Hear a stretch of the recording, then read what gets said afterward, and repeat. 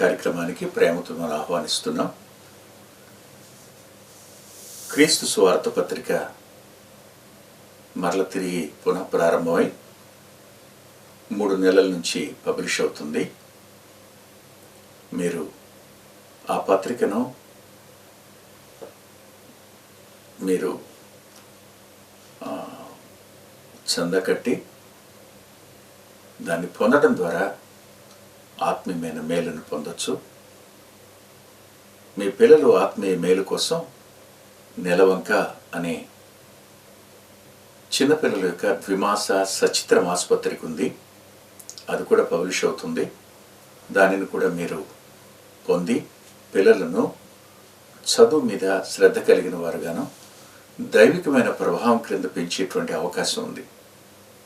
మీకు ఈ కార్యక్రమంలో ఓ ఫోన్ నెంబర్ మీకు స్క్రోల్ అవుతుంటుంది. అందులో ఆనంద్ గారి నెంబర్ అది. ఆ నెంబర్కి మీరు ఫోన్ చేయండి. వారు ఆ పత్రికను మీకు పంపుతారు. ఆ తర్వాత బుక్స్ కూడా వారే పంపుతారు. మీరు వారితో సంప్రదించండి, మర్చిపోకండి. ఇకపోతే మీరు ఎంఓలు పంపేటప్పుడు ఆ పత్రిక పంపుతున్నారా, పుస్తకాల కోసం పంపుతున్నారా అనేది స్పష్టంగా రాయండి అందరూ. అలా రాస్తే వారు ఏ అకౌంట్కి దాన్ని వేసుకోవాలో ఆయన చూస్తారు.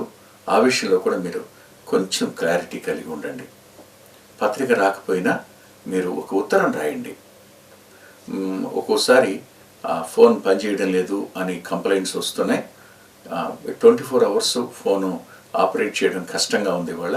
కనుక దయచేసి ఒక పోస్ట్ కార్డు మీద మీరు ఎప్పుడు పంపించారు, మీకు పత్రిక ఎప్పటి వరకు వచ్చి ఆగిపోయింది, మీరు పుస్తకాలు ఎప్పుడు పంపించడానికి మీరు ఎంఓ పంపారు, పుస్తకాలు రాకపోతే ఏం జరిగింది, ఆ ఎంఓ రిసిప్ట్ అది ఆ కవర్లో పెట్టైనా పంపండి. లేదు ఆ నెంబర్లైనా మీరు వేస్తే కనుక ఒకసారి వెరిఫై చేసుకోవడానికి అవకాశం ఉంటుంది. మర్చిపోకండి. అంతేకాదు ఇన్ని సంవత్సరాలు కృపాంజలి కార్యక్రమానికి ఎంతోమంది ప్రోత్సాహకులు ఉన్నారు. ఎంతోమంది తమ వంతు ప్రార్థన చేస్తున్నవారు, సహకరిస్తున్నవారు ఉన్నారు. ఇది వెంకటరత్నం అనే ఒక వ్యక్తి వల్ల జరుగుతున్న పని కాదు. కొన్ని వందల మంది దీని వెనక కష్టపడేవారు ఉన్నారు. వారందరి కోసం దయచేసి ప్రార్థన చేయండి. మంచిది. మరల వాక్యాన్ని చదువుకుని మనం ఈ క్రైస్తవ దాంపత్యం అనే అంశాన్ని అధ్యయనం చేద్దాం. పేతురు రాసిన మొదటి పత్రిక 3వ అధ్యాయం. 3వ అధ్యాయంలో 2వ వచనం ఇలా ఉంది: ఎవరైనను వాక్యమునకు అవిధేయులైతే, ఎవరు? స్వపురుషులు అంటే మీ భర్తలు వాక్యానికి అవిధేయులైతే, ఇలా అంటాడు ఆయన, మీ పవిత్ర ప్రవర్తనను చూచి. 3వ వచనంలో మీరు అల్లుకున్న జడలు, మీరు పెట్టుకున్న బంగారు నగలు, మీరు ధరించిన వస్త్రాల వల్ల కాదు, వారు వాక్యం దగ్గరికి ఆకర్షించబడడం కానీ వారు రక్షించబడడం కానీ జరిగేది అది కాదు. కేవలం మీ నడవడి వలన రాబట్టవచ్చు అని చెప్తున్నాడు ఆయన. అందులో పవిత్ర ప్రవర్తన అనే మాటతో పాటు 5వ వచనంలో లోబడి ఉండటం చేత అన్న పదం. ప్రార్థన చేసుకుందాం. దయామయుడైన తండ్రి, కొద్ది మాటలు ఈ అంశాన్ని గురించి చెప్పుకోవడానికి మీ కృపను మాకు కనపరచండి. మంచి సమయాన్ని మాకివ్వండి. అనేక కుటుంబాలు కలత చేత, కలవరాల చేత, కలహం చేత వెలువెల్లాడిపోతున్నారు. పిల్లల కుటుంబాలు విచ్ఛిన్నం కావడం చూసిన తల్లిదండ్రుల గుండెలు ఎంత విసిపోతున్నాయో. రేపు వారి భవిష్యత్తు ఏమిటి అనే దగ్గర చాటున నాన్న కనిపించేట్టు అమ్మ ఏడుస్తున్న ఏడుపు నీ సన్నిధిలో మరవబడుకున్నది గాక. పిల్లలు నీ చిత్తానికి లోబడిన వారై తమ కుటుంబాలను తిరిగి కట్టుకునేటువంటి కృప వారికి ఇమ్మని, మీ ఆత్మ ద్వారా వారికి సహాయం అందచేసి మీరు మహిమ పొందండి అని విజ్ఞాపన చేస్తూ, కొద్ది మాటలు చెప్పడానికి నీ దాసుని బలపరచండి. మీ పునరుద్ధాన బలం ఇవ్వండి. మీ ఆత్మ యొక్క సహాయాన్ని అందచేయండి. యేసుక్రీస్తు ప్రభు వారి పేరిట ప్రార్థిస్తున్నాం తండ్రి, ఆమేన్. ఈ సందర్భంగా చెప్తున్నప్పుడు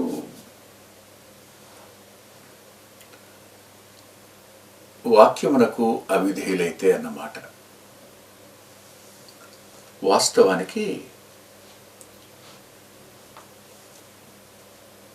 చాలామంది యవనస్తులు అంటారు, రక్షించబడతారు,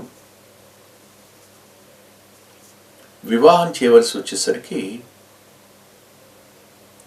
రక్షించబడిన వ్యక్తికే ఇవ్వాలి అనే ఆ నియమాన్ని కొంతమంది తల్లిదండ్రులు మీరతారు. ఎందుకంటే వారికి అవగాహన ఉండదు. వెలుగుకి చీకటికి ఏమి పొత్తు అంటే చీకటితో వెలుగు ఎప్పుడు కుదరదు కదా అనే ఆలోచన దగ్గరే ఉంటారు తప్ప, విశ్వాసి అయిన నా కుమార్తెను అవిశ్వాసి అయిన వ్యక్తికి ఇవ్వకూడదు కదా అనే ఆలోచన వారికి రాదు. మొట్టమొదటిగా. రెండవదిగా, ఒకవేళ వచ్చినా అవతలి వ్యక్తులు మేము ఫలానా సహవాసానికి చెందిన వాళ్ళమండి అని చెప్తారు. ఎంతెందుకు, నాకు తెలిసిన ఒక కుటుంబం హెబ్రోన్ అసెంబ్లీకి సంబంధించిన వాళ్ళం అని చెప్తే ఇంకా ఎంత సంతోషం అయిపోయిందో ఆ కుటుంబానికి. కానీ పెళ్లి చేసుకున్న తరువాత ఆ కుటుంబంలోకి వచ్చిన కలతలు ఎంత అంత కాదు. అసెంబ్లీకి వచ్చిన వాళ్ళందరూ రక్షించబడతారనే ఉంది. విశ్వాసుల పిల్లకాయలందరూ రక్షించబడ్డారని చెప్పడానికి ఏం రుజువులు ఉంటాయి? కానీ కేవలం ఫలానా సహవాసం అని అంటే, ఫలానా అంత్యోక్ సహవాసం అంటే అమ్మో మంచి పిల్లలు ఉంటారు, ఉన్నారు వాస్తవమే. కానీ రక్షించబడని వాళ్ళు కూడా ఉంటారు ఇక్కడ. ఎప్పుడు కూడా సహవాసం అనేది మిక్స్డ్ కాంగ్రిగేషన్ కదా. ఇలాంటప్పుడు ఈ పిల్లలను వారు ఫలానా సేవకుని పిల్లలను, సంఘ పెద్దగారి పిల్లలను, ఎప్పటి నుంచో వాళ్ళ నానమ్మ తాతయ్యలు గొప్ప భక్తి పరులను, ప్రార్థనా పరులను ఆ మనవాళ్ళకు పిల్లల్నిచ్చి ఇలా చేసినప్పుడు వాళ్ళు నాస్తికులుగా ఉన్న పిల్లలు ఎంతమంది ఉన్నారు? పెళ్లి చేసుకున్న వారానికో 10 రోజులకో వాళ్ళు అడుగుతున్న ప్రశ్నలు విని వీళ్ళకేం అర్థం కాదు, ఊబిలో కూరుకుపోయినట్టు అనిపిస్తుంది వాళ్ళకి. దుఃఖంలో మునిగిపోతారు వాళ్ళు. కన్నీరే వారికి అన్నపానాలు అవుతాయి. ఇవి. మరి కొంతమంది అయితే అమ్మా నాన్న చెప్పిన మాట వెనక అవిశ్వాసిని చేసుకుంటాం, దేవుని చిత్తమైతే అవుతుంది అని దేవుణ్ణి ప్రార్థించి గోజాడి అమ్మా నాన్నల ప్రాణం తీసి ఒప్పించి పెళ్లి చేసుకున్నవారు ఉన్నారు. ఇలా చేసుకున్న తరువాత కూడా ఖచ్చితంగా ఏమవుతుందయ్యా అంటే వెలుగు వెలుగే, చీకటి చీకటే. రెండింటికి పొంతన ఎలా కుదురుతుంది? అక్కడ ఆమె పడే పాటలు చెప్పడానికి వీల్లేదు. అలాగూ ఉన్న కొందరు రక్షించబడిన సరైన ఎదుగుదల లేనటువంటి భర్తలు ఉంటారు. వారు శరీరానుసారులుగానే ఉంటారు, ఇంకా ఆత్మానుసారులుగా మారరు. అలా మారని వారు వాక్యం నుండి వేరయ్యేవారు, వాక్యానికి అవిధేయులయ్యేవారుగా ఉండే ప్రమాదం ఉంది. ఇలాంటి సందర్భాలలో వాళ్లను పంచాయతీ పెట్టి సరిచేయించటమో, లేకపోతే పోలీస్ స్టేషన్కి తీసుకెళ్లి కొట్టించటమో, 10 మందిలో పెట్టి ఆరడి పెట్టడమో, అలా చేసి సరిచేయాలి అని అనుకోవడం ప్రమాదం. జరగకపోవచ్చు. ఎక్కడో 100కో 1కోటికో ఒకరేమన్నా అలా మారితే మారుండొచ్చు, కానీ మిగతా వాళ్ళు మారతారనడానికి అవకాశం లేదు. వాళ్ళని ఒప్పించడానికి, వాళ్ళని మాట వినేటట్టు చేయడానికి నువ్వు బహుగా అలంకరించుకుంటే మాత్రం వాళ్ళు మారతారా? మారరు. వాళ్ళు మారాలి అని నువ్వు అనుకుంటే, నిజంగానే నీ భర్త మారు మనసు పొందినవాడు కావాలి అని నువ్వు అనుకుంటే నువ్వేం కావాలి? అతడు సరికావాలి అని నువ్వు అనుకుంటున్నప్పుడు నువ్వు మొట్టమొదటిగా నీ ప్రవర్తన పవిత్రమైన ప్రవర్తనగా, మంచి నడవడిగా నువ్వు ఉండాలి. అలా నీ పవిత్రమైన ప్రవర్తనను చూస్తే వాక్యం చెప్పకర్లా నీ జీవితం ద్వారా నీ వెంట బయలుదేరి వస్తాడు ఆయన. నీ ప్రభు పాదాల దగ్గరికి వస్తాడు, నీ సహవాసానికి వస్తాడు. నువ్వు లోబడిన దగ్గర ఖచ్చితంగా వస్తాడు, అనుమానం ఏం లేదు. ఇలా అంటాను. ఆ రోజు నా మనసు ఇలా అనిపిస్తుంటుంది,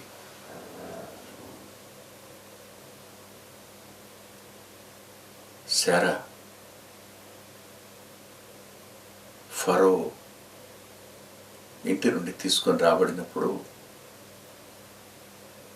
అబ్రహాము తల ఎత్తి చూడగలిగి ఉంటాడా? శారా దగ్గరగా వచ్చి తల వంచి 2 చేతులు జోడించి యజమాని అని పిలిచింది. ఆ మీదట అబీమెలెకు అంతఃపురంలో నుంచి తిరిగి వస్తూ మళ్ళా 2వ మారు అదే పిలుపు, అదే లోబడ్డం. ఇప్పుడు మాట్లాడండి మీరు. అబ్రహాం ఏమైపోయి ఉంటాడు? తొందరపడ్డాను, నా ప్రాణాలు దక్కించుకోవడం కోసం ఆమె చెల్లి అని చెప్పాను. ఎంత పశ్చాత్తాపడి ఉంటాడో కదా.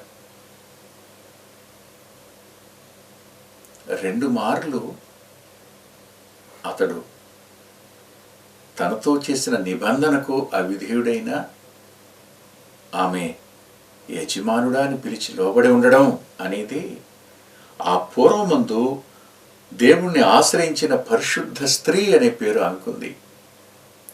నువ్వు కూడా దేవుణ్ణి ఆశ్రయించి అతనికి లోబడి నీ పవిత్రమైన ప్రవర్తన ద్వారా నీ భర్తను రాబట్టుకోవడం అనేది నీ ముందు ఉన్నటువంటి పరిష్కారం. ఇది నువ్వు చేయాలి. ఇకపోతే కుటుంబంలో ఇలాంటి పరిస్థితులు వచ్చినప్పుడు, భావోద్రేకాలు వచ్చినప్పుడు, కోపతాపాలు వచ్చినప్పుడు, భర్తగా నువ్వైనా భార్యగా ఆమైనా తప్పనిసరిగా మీ మాట ఎలా ఉండాలి, మీ ప్రవర్తన ఎలా ఉండాలి, దేవుని చిత్తానికి మీరు లోబడి మాట్లాడాలి కదా. నేను మీకు 1-2 ఉదాహరణలు చూపిస్తాను. దయచేసి నాతో పాటు ఆదికాండం దగ్గరికి రండి. ఆదికాండంలో 30వ అధ్యాయం. 30వ అధ్యాయంలో 1వ వచనం నుంచి చదువుతాను. రాహేలు తాను యాకోబునకు పిల్లలు కనకపోవుట చూచి తన అక్క యందు అసూయపడి యాకోబుతో, నాకు గర్భఫలమేమో లేని ఎడల నేను చచ్చెదను అన్నది. అంటే ఎంత పరుషంగా మాట్లాడింది ఆవిడ కదా. అప్పుడు యాకోబు కోపం రగులుకుందట. చూడండి ఆ మాట ఎలా అన్నాడు. యాకోబు కోపము రాహేలు మీద రగులుకొనగా, ఈమె అందం ఎంత గొప్పదంటే యాకోబుని లాబానుకు కొలువు చేయడానికి ఒప్పించి 7 ఏళ్ల కొలువుని 14 ఏళ్ళైనా అవి కొన్ని సంవత్సరాలుగా గడిచిపోయేటంత అందం ఆమెది. అలాంటి ఆమె ఒకరోజు తన భర్త తన కొరకు చేసిన త్యాగం కానీ, పడిన ప్రయాస కానీ, పొందిన శ్రమ కానీ గుర్తించలేదు. కానీ తనకు కలగని సంతానాన్ని బట్టి అతని మీద తిరగబడి ఇస్తావా చావమంటావా అన్నమాట. చావడం మేలంతే. యాకోబు చాలా కోపం వచ్చిందట, రగులుకుందట. రగులుకుంటే నువ్వేం చేస్తావు, నేనేం చేస్తాను కదా. తలుపులు, అవునా, ఎన్ని ఇళ్లల్లో తలుపులు గొళ్ళాలు ఊడిపోయి ఉంటాయో, ఎన్ని తలుపులకు ఆ మడత బందులు ఊడిపోయి ఉంటాయో. కారణం భార్యాభర్తల కోపాలన్నీ తలుపుల మీద చూపించిన సందర్భాలు, కిటికీ రెక్కల మీద చూపించిన సందర్భాలు ఎన్నో చెప్పడానికి లేదు. కొంతమంది ఇళ్లలో చూడండి సెల్ ఫోన్లు పగిలిపోయి ఉంటాయి. అనుమానం ఏం లేదండి, మన కోపానికి చేతిలో ఉంది సెల్ ఫోన్ కదా పాపం. కళ్ళజోడు నేలకేసి ఎరక్కొట్టేసిన వాడు ఇసిరేసి. కానీ ఇతడు కోపం వచ్చింది, ఇతని కోపానికి ఆ మాటను ప్రభు వ్రాయించారు. ఏమని రాయించారో చూడండి.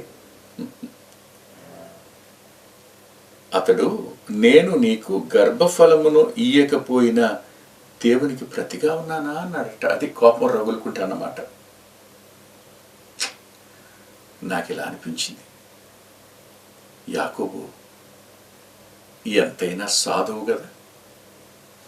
అవును, అతడు సాధువే. ఈ మాట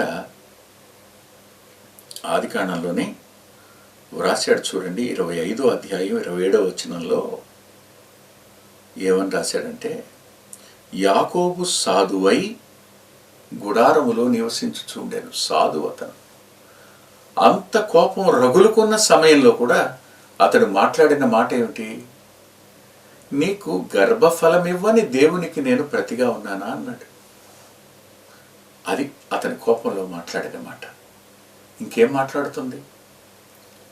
నా వంక కాదమ్మా నువ్వు చూడవలసింది, దేవుని వంక.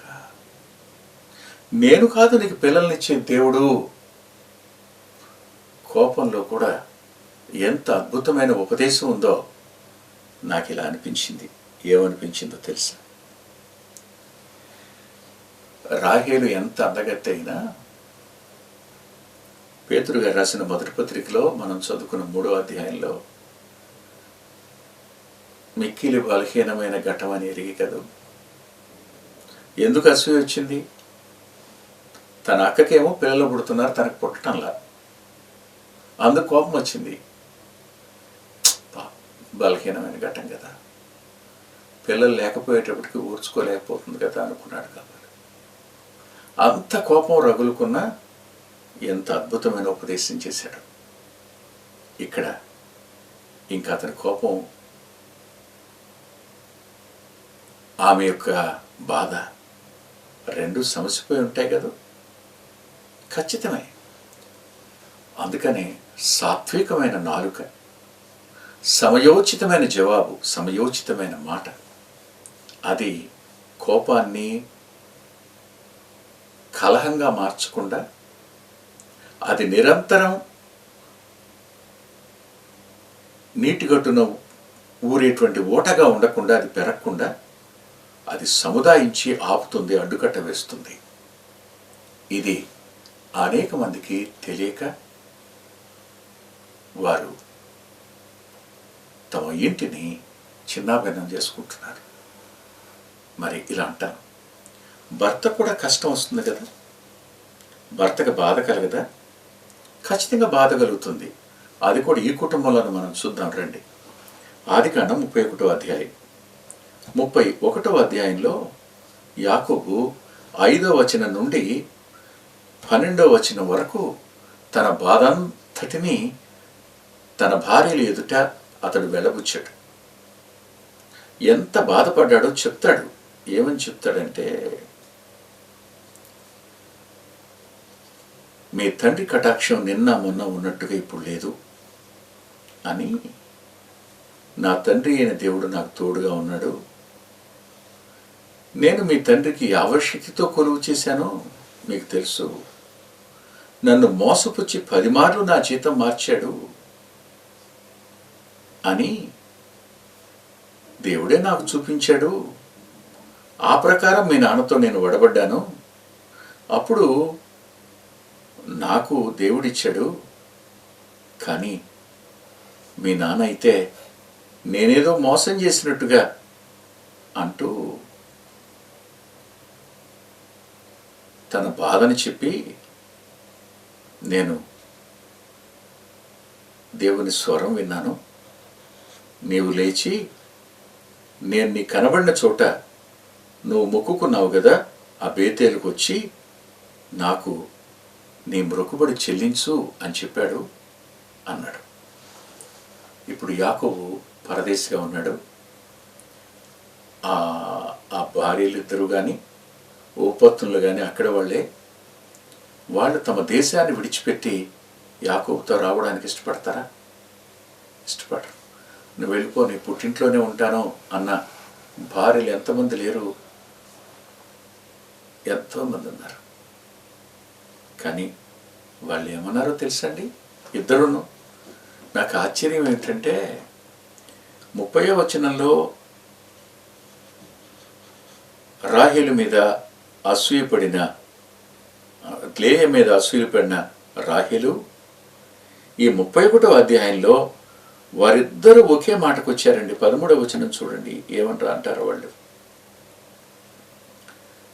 13:14 అందుకు రాహేలును లేయయు, ఇంకా మా తండ్రి ఇంట మాకు పాలు పంపులు ఎక్కడివి, ఇంకా మా తండ్రి ఇంట మాకు పాలు పంపులు ఎక్కడివి. ఇద్దరు ఒకే మాట పలికారు.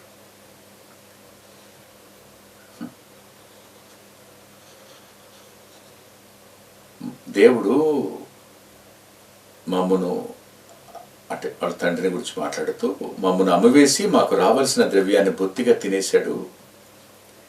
దేవుడు మా తండ్రి వద్ద నుండి తీసివేసిన ధనమంతయు మాదియు మా పిల్లలదే ఉన్నది, కాబట్టి దేవుడు నీతో చెప్పినట్లుగా చేయమని అతనితో చెప్పాడు.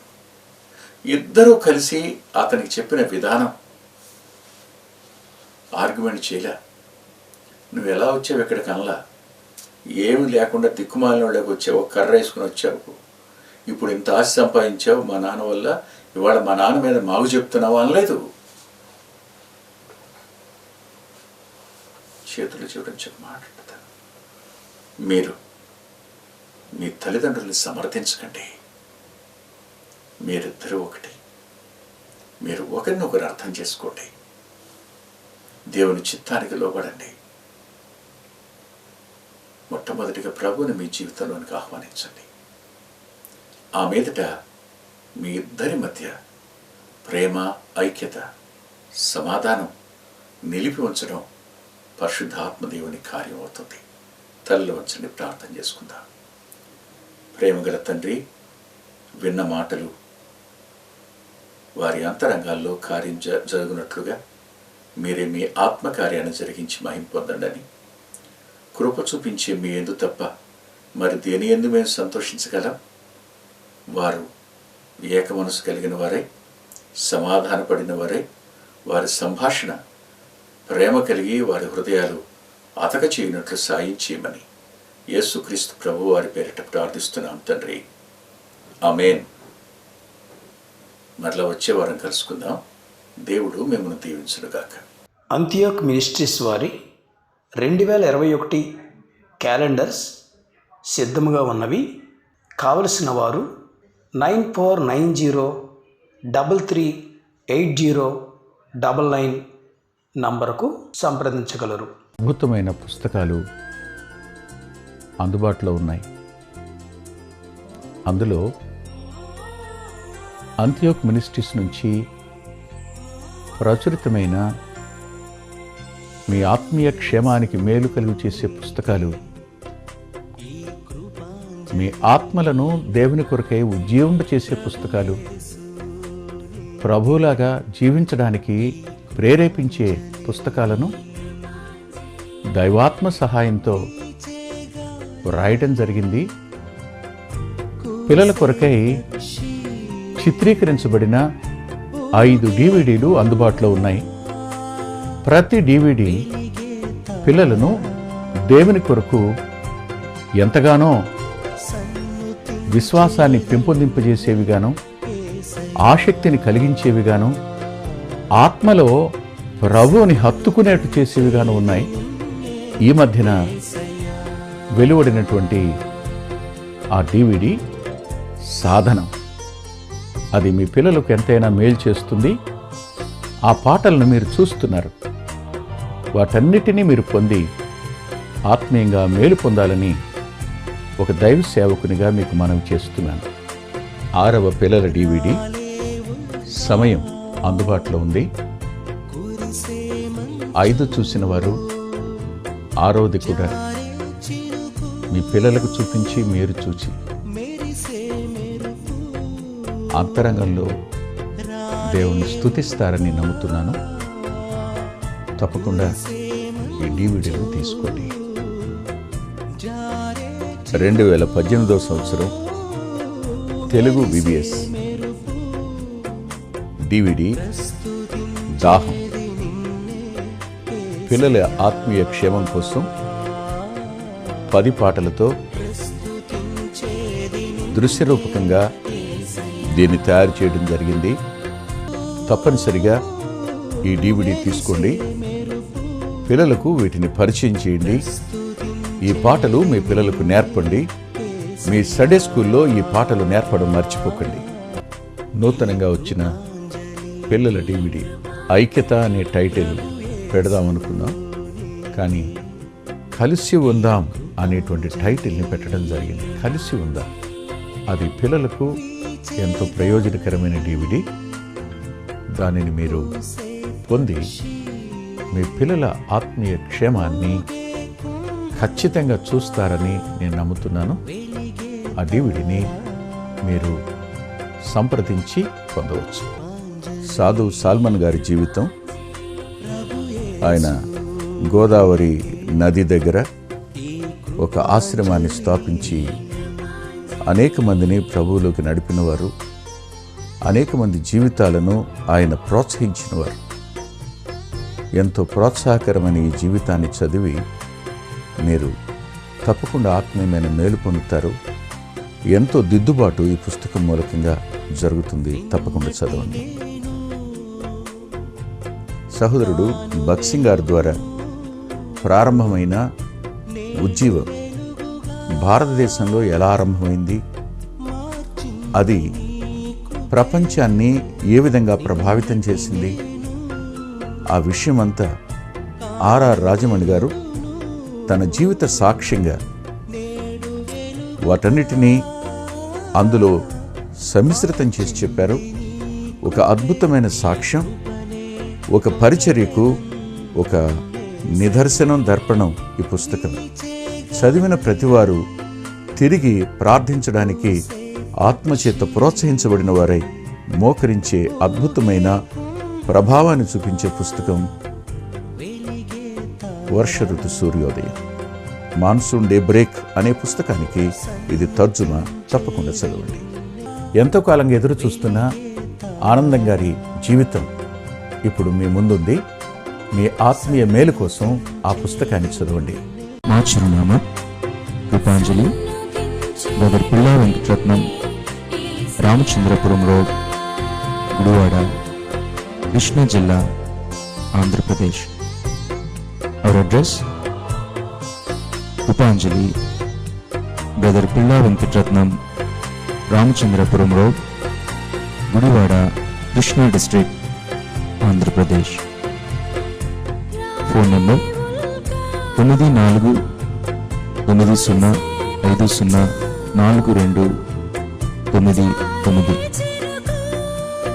9490504299.